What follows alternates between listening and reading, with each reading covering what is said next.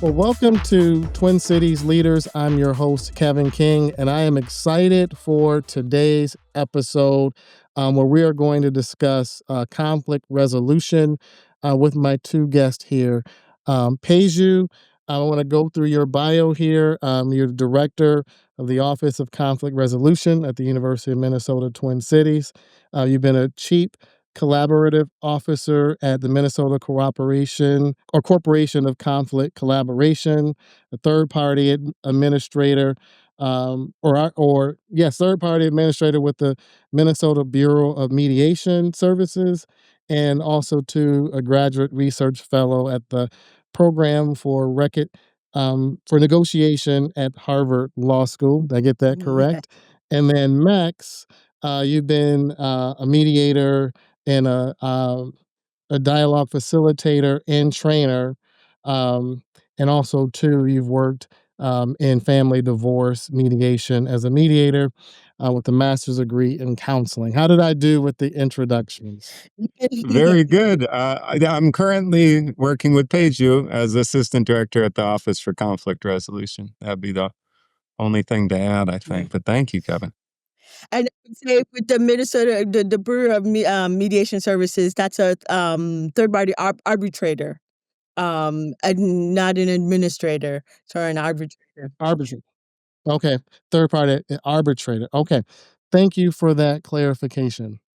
And, today really my goal is to really help listeners get some effective tips and strategies to help them navigate, and resolve conflict in the workplace. And I know like this is something that a lot of people avoid, which is, they, for whatever reasons, they don't like to necessarily engage and they don't like to the confrontation of it or maybe some of the ramifications of it. So could one of you just start by just talking to me about the Office of Conflict Resolution and what are you seeing out here in terms of the types of issues you're addressing? I know you've been around for over 50 years. When I think about the University of Minnesota and this office, that, people had the wherewithal in the early 70s or late 60s to say we need a dedicated office to navigate some of these things. So could you just talk a little bit about the mission and also to what you're seeing out there as you work with clients? Thank you, Kevin, and thank you for this invitation. And it's great to be on here with Max. We do this work together. We're newer in this role, and this office has been in this iteration, maybe some 10 years, a decade, or more. But it's been around for definitely more than 30 years, not quite 50. He started as a grievance office. With regarding some matters that had to be addressed. But we now it was called a grievance office, and then now it's called the Office for Conflict Resolution, allowing it to do more in terms of that conflict aspect of things. People feel uncomfortable about how conflict can be because it can have negative ramifications. It can blow up in your face and you can wonder why. But we usually, Max and I, have this working understanding for conflict as that it's inherently nothing. It's neither good or bad. It just is. I like to share that if I was the last person on this planet, I would be in conflict with the plant that was growing out of the concrete, on the floor, in the ground. We often, as human beings, we're challenging beings and species, so we have challenges ourselves, and we can be in conflict with ourselves too. So at the university, we're glad and grateful that we have this resource, which is a free resource to all employees, staff, faculty, student employees, who are non-labor represented, meaning that if you're not in a union, we work with you. We work to support you, and work together in that way. One of the things that is exciting about this role is that we can meet people where they're at, and we do presentations and workshops on something called conflict competency, and I like to say, if it's When you think of conflict, think of OCR, the Office for Conflict Resolution. Think of us as, your sounding board, your buddies. When at the university, when students start the fall semester or their school year, the academic year, we give them a buddy, or we have orientation, we have guides. So think of us as your guides through what you're going through. And Mhm. hopefully, a conflict shared is something that can um easily probably move through things better if we actually share Mhm. the conflict, and the challenges that we're going through, than if we hold it up and stress ourselves out on the ways that are not necessary to. Have your interactions in terms of working with individuals, what's out there, what are people struggling with? Has it gotten more complex in terms of some of the issues and conflicts that you are trying to help people with? I'll let Max take this, but conflict, nothing is new under the sun, is what I'll say. Nothing is really new under the sun. It's the people who are different, So, Max, what do you think? What's been out there, and what are we? Yeah. Uh, for sure, happy to speak to it. I think maybe first, just as Peju is kind of laying the groundwork of the theory that is the foundation for a lot of conflict management and conflict resolution work. Just reiterating that idea that we come to it with an understanding that it's not inherently good or bad, but it has the potential really to be either, Mhm. right? Conflict can have harmful outcomes. We see that all the time, and perhaps that plays into what you mentioned earlier of a tendency people have to avoid it is a fear of the potential that it could go south or that it can be harmful, and maybe sometimes a failure to recognize the constructive potential in it. And so that's really our mission, is helping folks engage with conflict in constructive ways as best we can. As far as the issues that we see, it varies a lot. I guess we recently implemented a new system for tracking issues of this that visitors bring to us, and we moved from one the office had been using for some time to a standardized system that's put out by the IOA, the International Ombuds Association. Um, and so I guess I've been paying close attention to it as we implement that new system for tracking it. And I would say that, at least in my experience, um, the most significant, like most common issues that we see are relational. Mhm. And so it'll either that system differentiates between peer relationships and evaluative relationships, supervisor supervisee, and we see both in the workplace. I'd say perhaps a little more skewed towards the evaluative relationships. Um, When you say relational, what does that mean in the workplace? Two sure. coworkers who are friends, or what are we talking? Not even necessarily friends, but coworkers. Maybe it's helpful to step back a little bit and think about, when we say conflict's inevitable, why is it inevitable? I would say conflict's inevitable anytime there's interdependence, anytime people rely on each other, and that can be pretty casual or it can be very significant. But in the workplace, you're going to have people with shared needs and shared needs, shared Goals. interests, shared goals. And so anytime you have that, then you have potential for people to have that same thing that they both care about or that is important to both of them, and have differences in how they think it should be done, or how they perceive it to be, or any kind of difference over a shared something of shared importance has the potential for conflict. And we see that often in the workplace, right? And I guess, yeah, what do we mean by relational? That it's coming up between the two people, and it's maybe not specific to a task, and more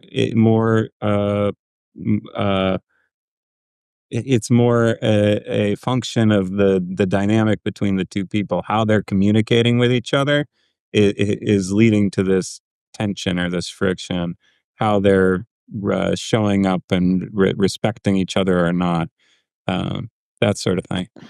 You know, I want to take this back to, you know, connect what does the research say about does how you were raised or the experiences that you had as a child, even before you came into the workplace environment, leader or not. But I believe like people grow up and they handle conflict differently depending on what they see in their home or what did they witness in their environments. I mean, some young people fight, and physically to resolve it. Other people, they go in isolation and they don't communicate at all. Some people argue. I mean, there's all these different experiences that we have. And what does the research say out there in terms of how does this translate into our adulthood in our relationships, whether it's in or outside of work? I love that. That you even talked about that some people fight. I remember when I was working on my doctoral thesis, that my supervisor reminded me that war is a tool of conflict resolution. Um, we don't think about that. It's a violent tool of conflict resolution, but it's a tool nevertheless. I was recently presenting on our conflict workshop, work competency workshop, and I said, give the example of like, if you're in conflict with someone and someone whacks you across the face, are you going to whack the person back across the face? That's talking about the values of respect and modeling the behavior. Are you going to de-escalate or are you going to escalate? But what does the research say? I'm not in tune as much as I would like to about who is who, but I know that years ago when I was still in it freshly, we talk about family of origin, especially in the psychological aspect and literature of things, family of origin behaviors. So if you come from um, a childhood background where people didn't talk much or they swept things under the rug, you tended to also sweep things under the rug. Sometimes you might actually want to do one thing I've noticed sometimes is like there are people who grow up and they say I'm going to be the opposite. So you're reacting to the exact thing in which you were your formative years in that way. So someone might think I don't want to sweep things on the rug, so I'm going to be reactionary, as opposed to being responsive. In that way, I'm going to attack the conflict. That might be you actually responding to that way of actually doing things as well. So I would say that research leans into that a little bit more. Who the authors and the leading people, I don't have on the tip of my tongue, but that's what I think. Normally happens, but sometimes also you might be in a family that might do that, sweep things under the rug or actually talk through, have healthy conflict, but we are all also different. I think of the our brain, there's also how our brains work, and we've all heard of like fight, flight, freeze. I like to add fawn, which is also just sort of like you are sort of mirroring the behavior and trying to de-escalate the situation where you're somewhat trying to calm down the situation. Maybe there's a bear, and you're slowly walking away from it instead of like, um, Right. it's you ask yourself what kind of, even if you were brought up in a different way, what is happening in your brain those first 30 seconds and then the 15 minutes to 20 minutes where your adrenaline is pumping? What is actually happening for you? Are you tending to fight? And none of these are wrong. This is just more seeing for yourself. What do I do when my I am triggered or I'm moved, I'm responding to stimuli? Because that's what all conflict is. You're responding to Mhm. stimuli. I like that, and I guess that it would be individual. That's a self-reflective way of understanding how you react to things, right? And I mean, even like, in childhood and growing up and going through the school system, like, you get into disagreements in the school system, For teachers sure. try to redirect you. And so we're brought up, learning how to resolve conflict from kindergarten. Hey, don't take this person's candy, or say thank you, or give this person his bag back, or whatever. And then, you get into the workplace, and you know y- you people avoid it. You know what I mean? Like they lose all sense of what they learned along the way. Now, I'm a believer that conflict can be a good thing. I feel like it has a negative connotation. Anytime you talk about conflict resolution, people defer to it being a bad thing. I believe that there's good that can come from conflict without being confrontational. Why do you think there's such people lean more towards it being negative than looking at it positively, particularly in a healthy way?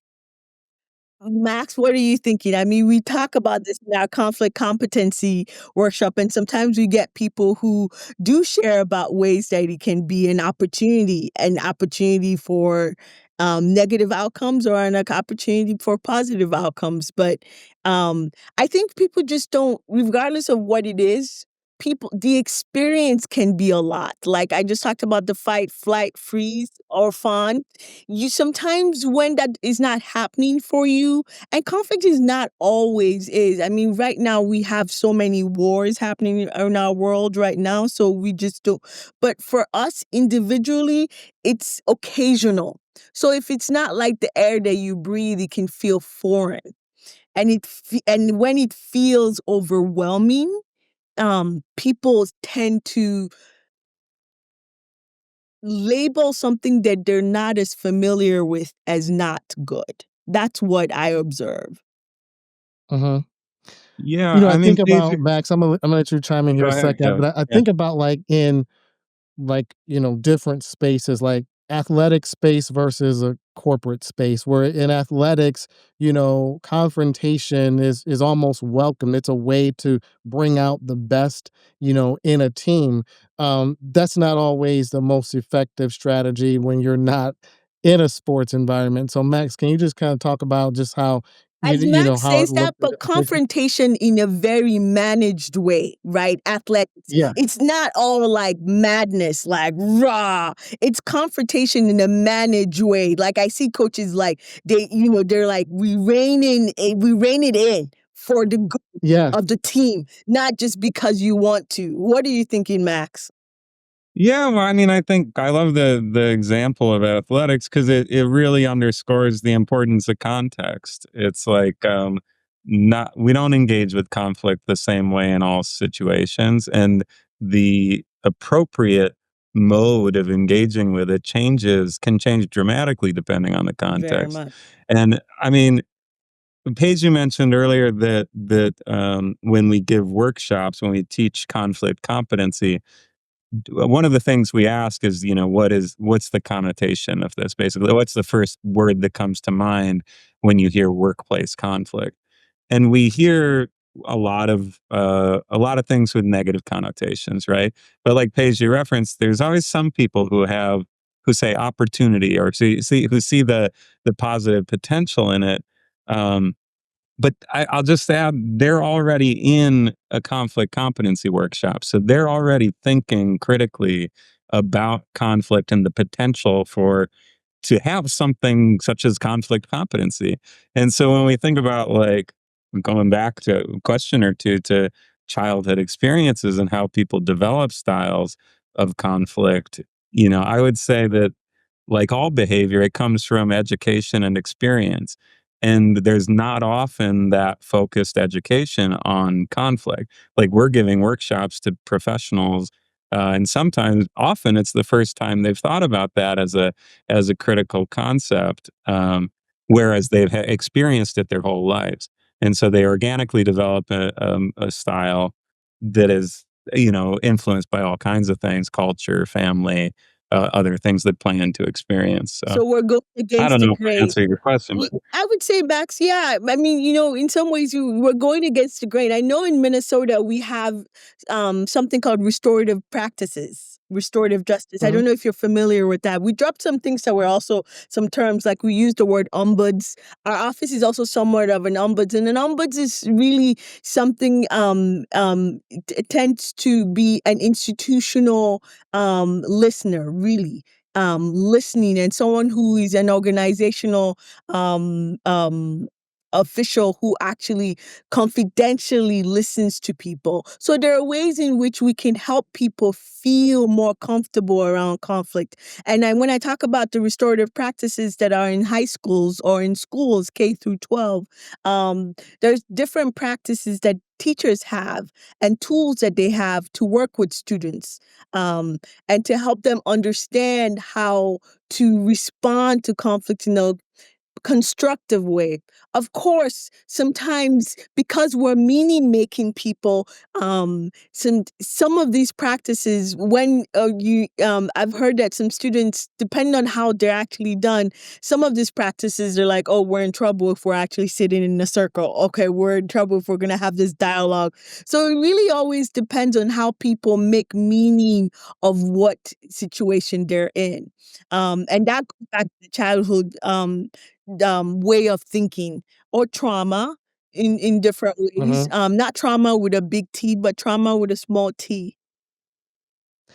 I want you said something. I want to reiterate it because you said, or Max, you said that sometimes this is the first time when people are in a training, this is the first time they've been in a training, and they realize that there's education behind this, and so the message is you shouldn't feel bad. I mean, you're meeting people where they are, whether you've had this training or not. Like speaking to someone about this can be very useful, regardless of what stage you are in your We career. emphasize that to the totally. oh, Max and I emphasize that a lot. That's why we say that conflict is neither good or bad. I remember when I was working on something, and I was doing some independent consulting, a friend of mine did not want me to use the word conflict um in there in the flyer or some of the work, and I'm very intentional about the word conflict because it's almost like air. It's inevitable is what we tell people. You are going to experience conflict, but we use the term tension, friction, um, and Mhm. we meet people where they're at. Some people don't like to use the word at all. So we're like, okay, what is this for you? What is coming up for you? Well, it's friction, or it's tension, or it's some other word. When we've asked workplace conflict, someone recently used the word community, and that was beautiful. Um, but we really try to allow people to be comfortable with just the reality that conflict itself is not a bad word. Mm. Okay, that's good. That's good to know. You know, I want to transition here. When I ask you this question, I have a lot of people in mind when I think about this. But research shows that people tend to avoid conflict because of one of these five reasons: Mm, fear of negative consequences, mhm, desire to be liked, mhm. power imbalances, a lack of skills and confidence, or fear that they'll make the situation worse, culture and organizational norms, and I'll add a sixth one, just someone's past experience with someone. And so I know there's a lot of people out here who resonates with these six items. How do we help navigate that and make it where this isn't the case? I think when we're thinking about how can people grow in their capacity for engaging constructively with conflict, how can we develop these skills and these styles? It starts with awareness and appreciation of what we're currently doing, right? And avoidance is one of the approaches that one may take or responses that one may have to conflict. Um, when we teach conflict competency, one of the models that we use comes from the Thomas Kilmann instrument, which is like an assessment that's used to evaluate your dominant conflict styles. And outside of using it as a diagnostic tool, I think just the framework um, is helpful for understanding what options are there for dealing with conflict and when a given option is appropriate or makes sense.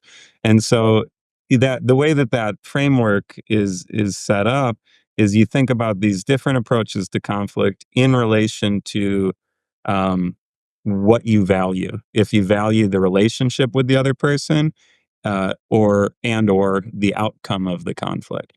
And so there's five different approaches, from a collaborative one that satisfies both of those interests, compromise, which sort of gives a little from and takes a little from each, and then like a competitive or forceful approach, which neglects the person but prioritizes the outcome. That fawning or sort of accommodating approach, Paige, you mentioned, where you try to appease the person but you neglect the outcome. And then finally, avoidance, where you really don't value either. And that's suggesting that avoiding a conflict might make sense as an approach if you neither value the outcome or the relationship. But of course, oftentimes people avoid conflict when they do care about one of those things, and they avoid it for all the reasons you laid out, right? Not Right. because it's unimportant to them. And so once you can kind of start to generate that awareness that, okay, I do care about the outcome, or I do care about the relationship, or both. And then you can ask yourself, okay, why am I avoiding it then? Oh, maybe it's because I'm afraid of the outcome, or maybe it's the norm that I grew up with, but it's not serving me anymore. And then once you have that awareness, you can build on it and you can say, okay, I actually care about both. I want a collaborative engagement with this conflict. How do I do it? And then you can learn and employ the skills to do that. But it all starts with awareness, I guess. Well, and again, and we're gonna get to this in a little bit, but that is 100% emotional intelligence and being, Mm, self-aware, mhm, and I wanna talk to, like, how do we help get people to get to that point when we talk about emotional intelligence.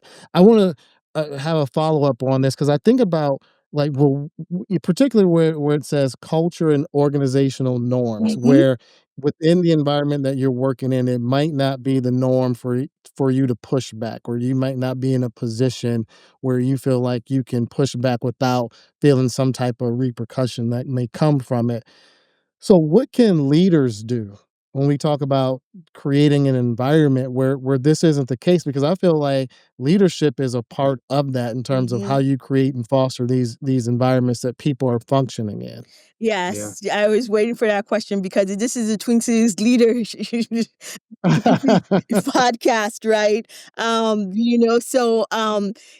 Leaders have a lot to do with this. I think of the work that my research centered on respect in conflict resolution, and how the value of respect can shift cooperation, can shift how people engage with each other in a constructive manner. So if you're a leader that models respect, models the behavior and the norms in which that there is you welcome feedback in a way that is respectful, and respect is not just about being polite. I mean, there's the aspects of that, but actually adequately considering the other person that you're interacting with. Well, not just, oh, okay, I see you, but I hear you, I'm listening to you, and I'm responding in that way to make sure that you're adequately considered. So leaders at the university, and you're a part of this too, Kevin, you and your Mhm. team and all of that, we are here to serve. And the people that we see often, sometimes we see supervisee situations, but the university has a plethora and resources to help supervisors just be their best selves, to Mhm. get feedback. Lovey, I'm sure, press Pressig, Dr. Lovey Pressig talked about that. Um, Mhm. those resources, and it's just more, how do we allow that to be more of who we are? But anytime we do some of these things, and if you're going to take anything away, adequately consider the person. Like, if someone's getting frustrated and you're the supervisor, um, observe and say, I see, using I words, I see that you're frustrated, or maybe not even using frustrated. I see that this is a lot for you right now. Is there something I can do to help? Um, using language that is constructive. I see you're annoyed. No. Mm-mm.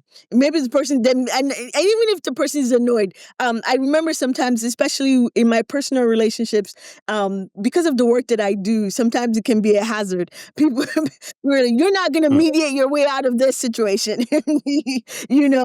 Right. So sometimes because you observe situations, and Max is great at this too. We observe how people are feeling. Sometimes people are not even in tune with those feelings yet.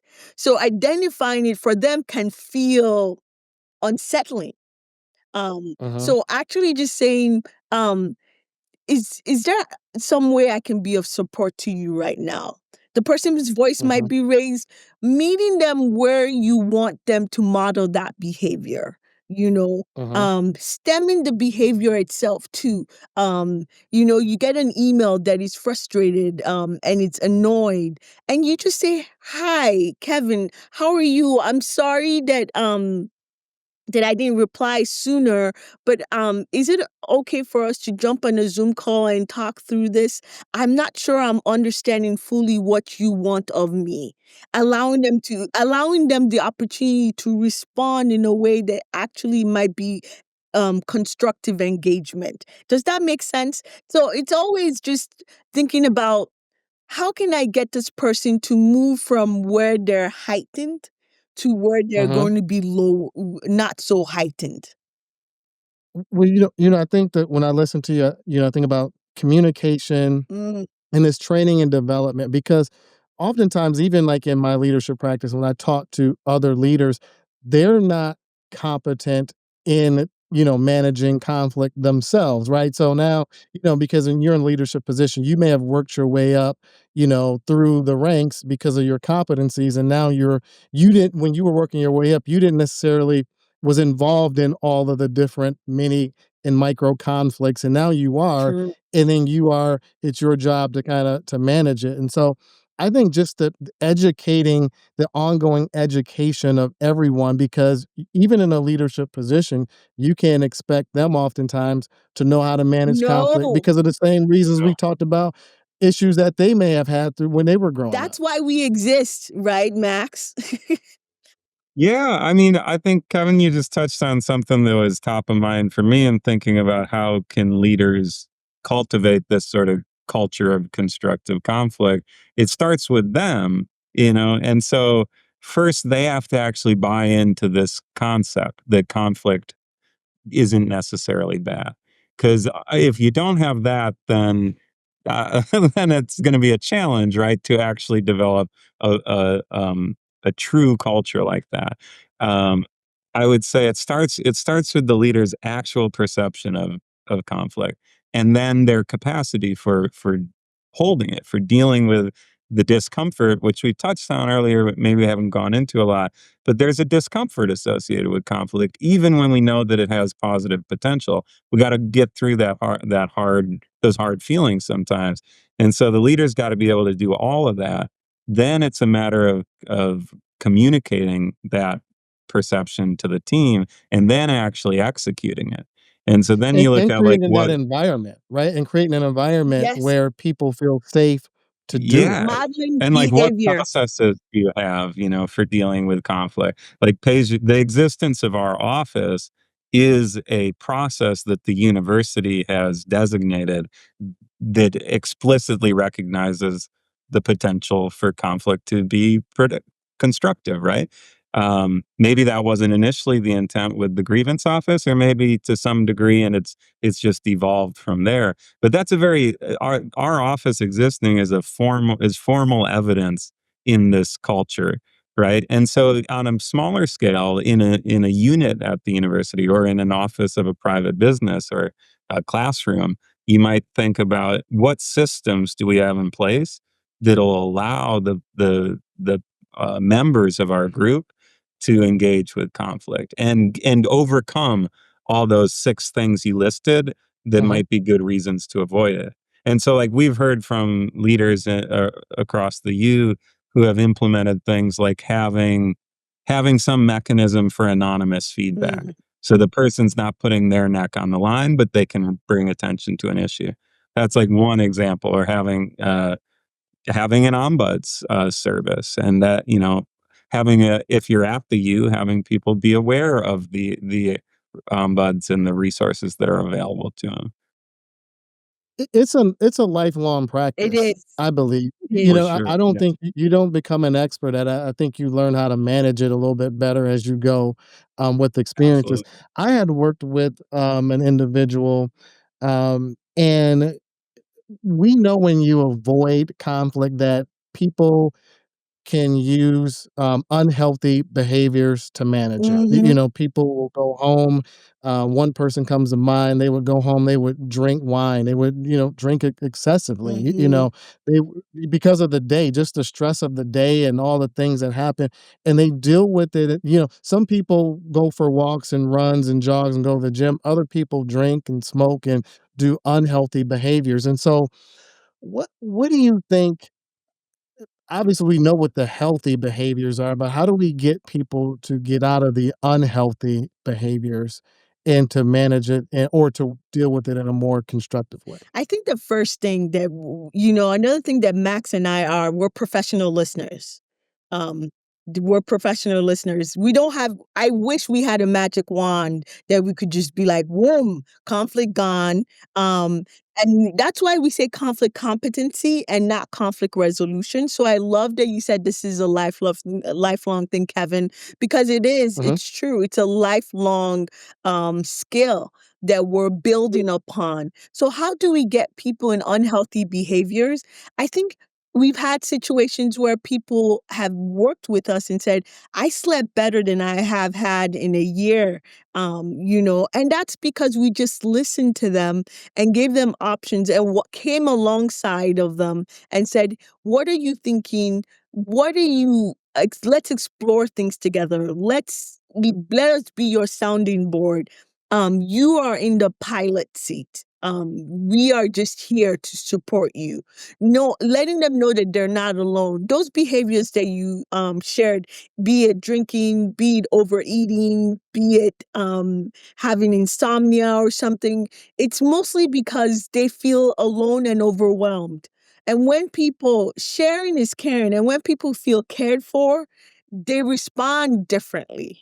You know, so I think the first thing that we always want people to know is that they're not alone and that they can talk through this with us and we are here to listen to them. Often people will say, "Oh, I just talk too much." And I'm like, "No." It's like because, I always love to start with people and say when we're in consultations like, "Please start where it feels meaningful for you to start. You don't need to start at the beginning or the end or I don't know, but when you laid out for me, it's going to make sense." Correct. Yeah. And a lot of the time, that's enough. I mean, Peju, you see it, I'm sure, as I do, that I don't know the percentage, maybe 20% of the time, all people need is to be heard, maybe more than that. They Mhm. come and they tell our story to us, and could tell their story to us, and we help them explore the options. And after they think about the options, they go, you know what? I actually feel okay about it now.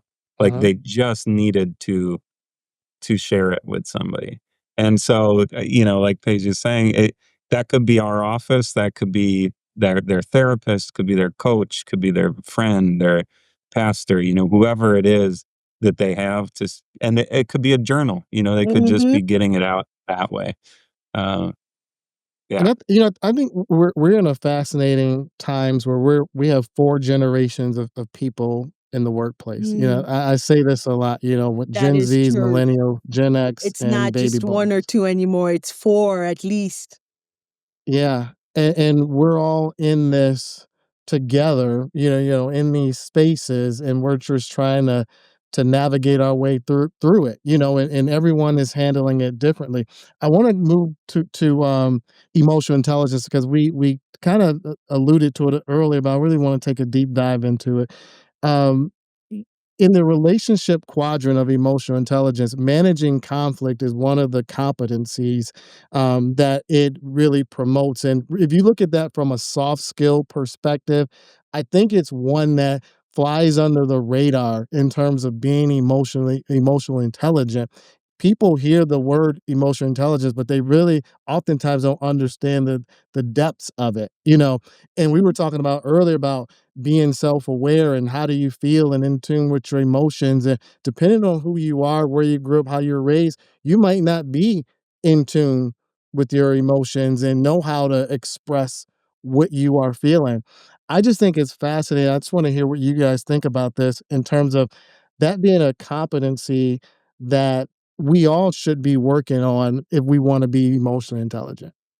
Certainly, and this is part of, like, the when you become a supervisor, and you talked about supervisors, what can supervisors and what can leaders, and we're all leaders in different things, but if we're talking about in the workplace, what sets us apart really is getting resources and keeping those resources in our back pocket, really.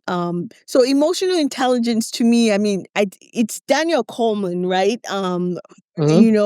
And just learning how to really, first of all, know thyself. As you And one of the things that Max and I talk about when we are offering skill sets to people, take a pause. And that's why I always say it's good for you to know if you're fight, flight, or freeze or fawn, so that you know when each of all of those things are happening to you. As they're happening, are you self-regulating?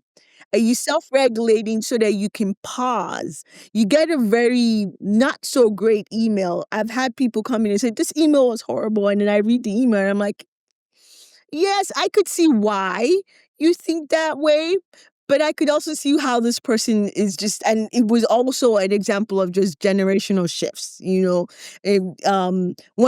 of the things that I always think that are interesting is when people write emails these days and they just say hi. I'm like, you can write my name next to it, like, like, hi, it's me. Hi, Yeah. then hi Peju. So there are these things that are different, and I think emotional intelligence is wanting to make, again, it goes back to respect, the value of respect, wanting to make sure that the person you're interacting with is adequately considered.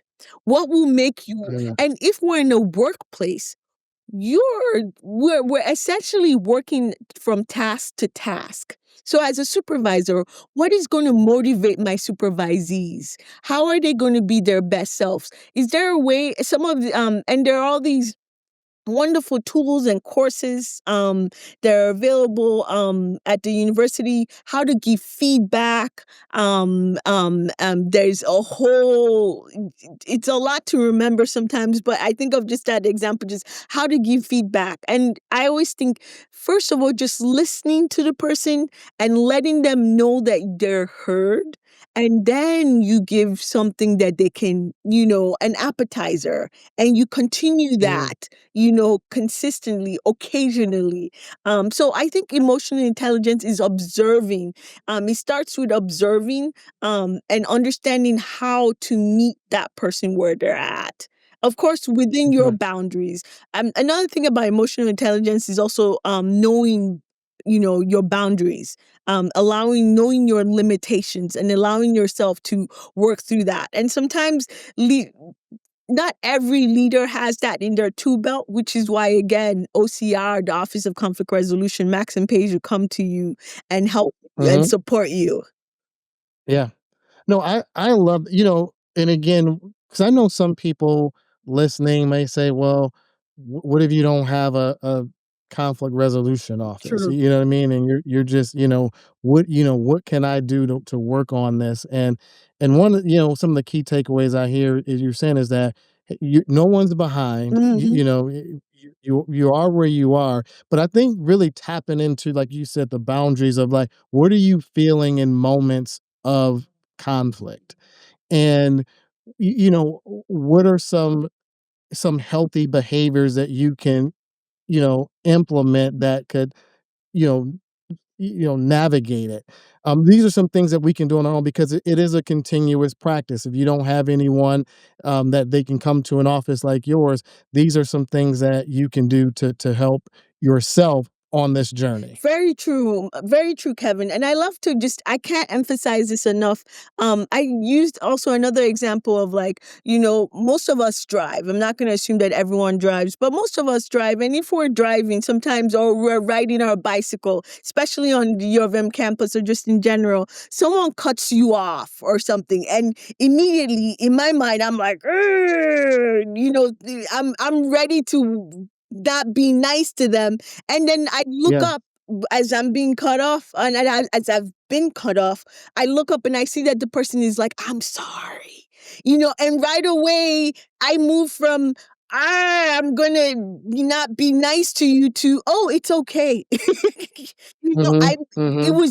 it was a split second. Oh, it's okay. What just happened in there? What happened? And that was that someone modeled behavior to me that I needed to have in that situation. A conflict arose. I'm minding my own business and I'm being cut off and I'm expecting the worst.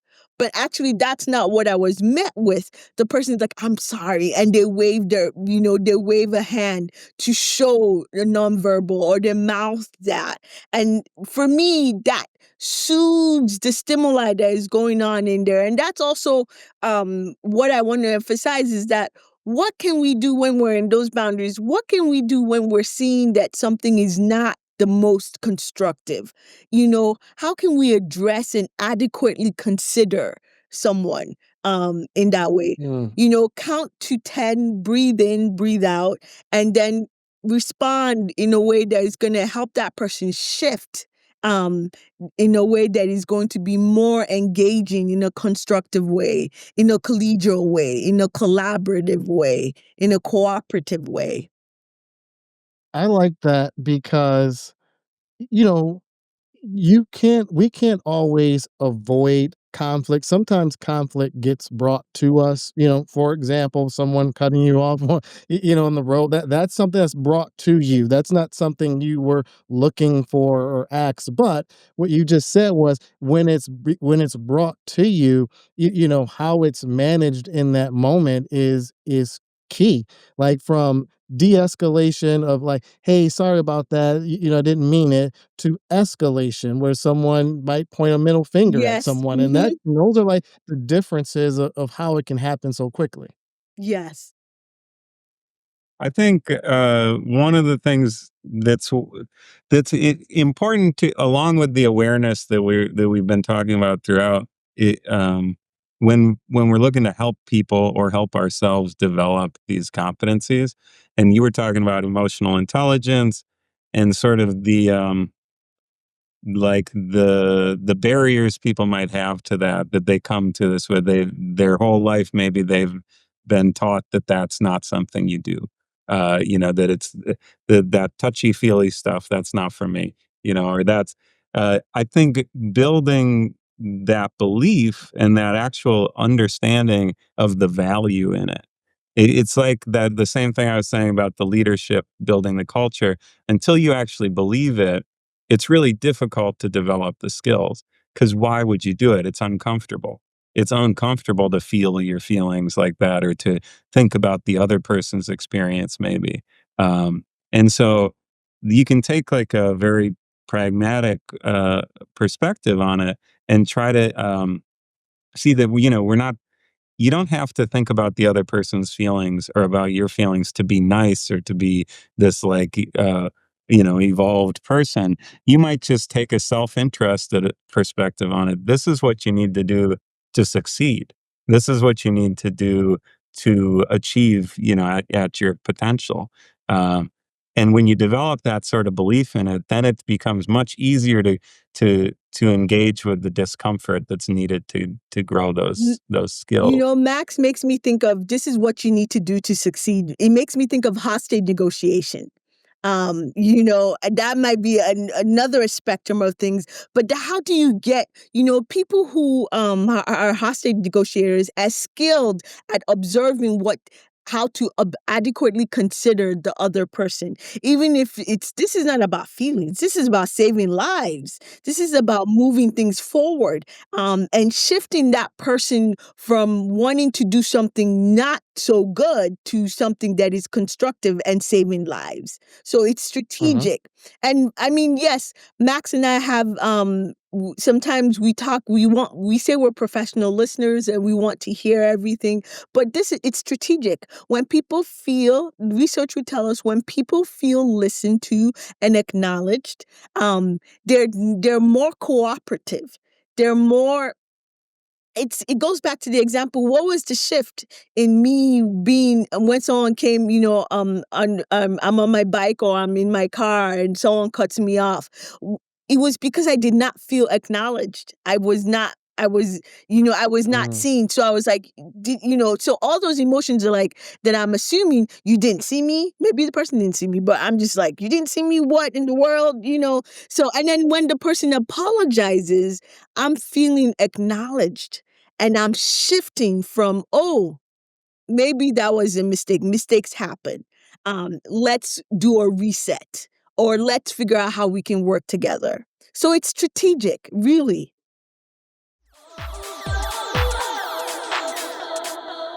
This segment is sponsored by Kowalski's Markets, where it's all about the joy of good food.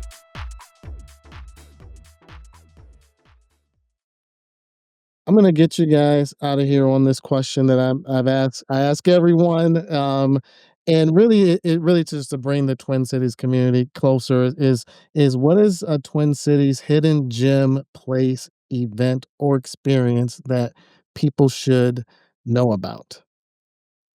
I love that question, but I was curious. I want Max Yeah. to go first. I love that question. Yeah, Yeah. I love the question too, Kevin. I mean, for me, it's easy to answer. I think right now it's kind of bittersweet.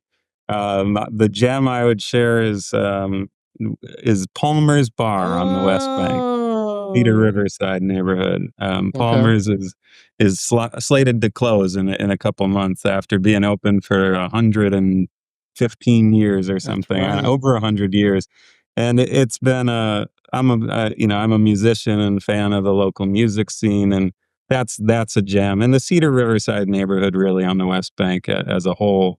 I mean, you can still got a couple months to go to Palmer's. Go catch Cornbread Eris on Sundays. He's 98 years old, and and he's out there playing music every Sunday night. I So love it. I love it. he's a local treasure institution himself. Okay, Thank you. Peju. Thank you, Max. Yeah, I was thinking about it and I thought to myself, in St. Paul, there's the Como Park Pavilion.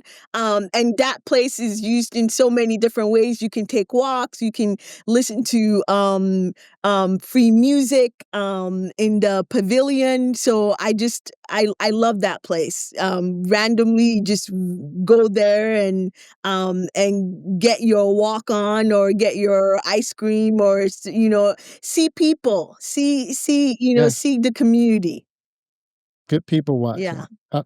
This has been so informative and fun. I've been wanting to have this conversation for a long time, and I've been over to your office before. I haven't met the two of you, but I plan on coming over there and meeting you all in person soon.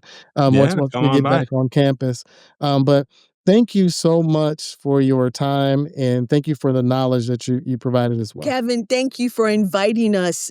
This has been, just a lot more fun than when you invited us. I went and looked at your interviews, and I was like, very considerate host. Thank you for allowing us share. I feel like we just scratched the surface, but thank you. but thank I know. But I know that you make this useful for folks. I mean, Max and I care about this. We care about people really understanding that conflict is neither good or bad, and there's a potential for opportunities. So, um, yeah, this was fun. Thank you. I'm glad we got to do it all Definitely. together. Yes, we'll have to come back for for part 2. Sure. Thanks for having us, Scott. All right. Well, you can find Twin Cities Leaders on Instagram and also too on YouTube at Twin Cities Leaders. And I look forward to seeing you on the next episode. Take care, everybody.